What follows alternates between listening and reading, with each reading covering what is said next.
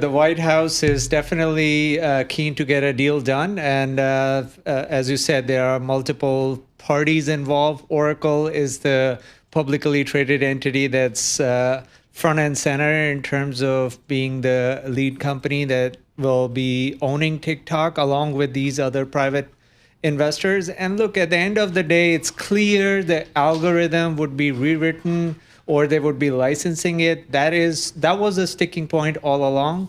So Oracle already has the data for TikTok in their data centers. So that part is already sorted out, and it looks like there will be a deal done. I mean, the more private investors that are involved, it kind of makes it hard who will determine the strategy in this age of AI, given all these companies are focused on AI and LLM. So who would call the shots in terms of what the future TikTok may look like? But at least it will be owned by U.S. entity and private investors based in U.S. And Oracle is going to play a key role, a big role in operating everything, including retraining a copy of the algorithm that the U.S.-based TikTok would lease from ByteDance. Anurag, I mean, we knew that that was kind of in the works from the get-go, but what's surprising me today is some CEO announcements from Oracle. Safra Catz is being succeeded by two co-CEOs. Is this news a surprise? Well, it's a surprise, yes, but at the same time, I think Oracle's in a very strong position right now. I would say go back several years. I think somewhere around 2014, Larry Ellison had appointed Safra and Mark Hurd as the co-CEOs, but I think Safra's been there for a very long period of time. Now they're basically saying they're going to move on the leadership to much younger people, and one of them actually is the leader who runs OCI, or Oracle Cloud Infrastructure, which is behind the TikTok deal as well as all the other AI deals that we are seeing right now. Mandy, when you talk to the Googles and the Facebooks of the world and the competitors to TikTok, I mean, this is no foregone conclusion that this thing's going to work, is it? Because I'm a TikTok user. I still got to, I guess, get a new app, port all my stuff, and do it. I mean, we're not sure this is even going to work, is it? It is, and also a lot of the creators have moved to these alternative platforms, given this uncertainty has been there for, almost more than a year now. So who's benefiting?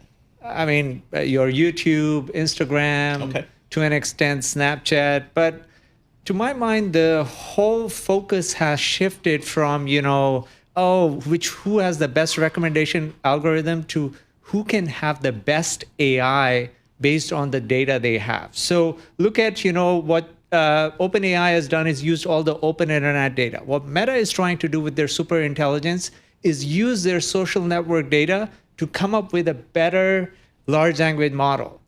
That's what Gemini is doing. And I think that's where the smaller players have a disadvantage. Or Snapchat, even though it may gain some engagement, it just doesn't have the infrastructure to train their own large language model based on the data they have. That's what you would hope to see with a company like TikTok US, that they focus on training their own large language model based on the video data that they have. But I doubt when you have got so many players involved, that's never good for, a long-term strategy where you focus on building a product first and then monetizing. It would be more about making the company profitable and making sure they have a return on investment for what they're doing. I mean, this is going to be a complicated transaction because the law mandates this TikTok sale to U.S. owners, but it forbids ByteDance from any operational role, including with software. Meantime, China's law bars the export of sensitive technology like algorithms. So yep. I guess, Anurag, my question to you is it not only technically feasible to fully disentangle TikTok from ByteDance, but will U.S. lawmakers accept whatever convoluted plan has come up here? I think that has been very clear. I mean, imagine if you go back, back in January, it was supposed to be shut down, but people have been operating it. Oracle has been hosting it. So I think Oracle is going to go out and say, we have control over the data, we have control over the algorithm. And I think that may, let's hope that will pacify all the regulators and the Congress out there.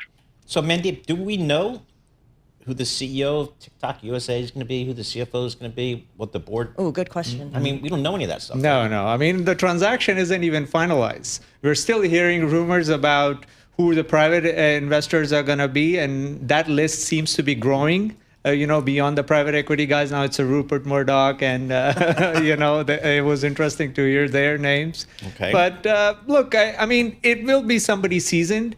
My only hunch here is they may be too focused on, the algorithm, where the bigger opportunity lies in the LLM and, how a video LLM could be a game changer. AI. Everything. Well, we always have to bring everything back to AI.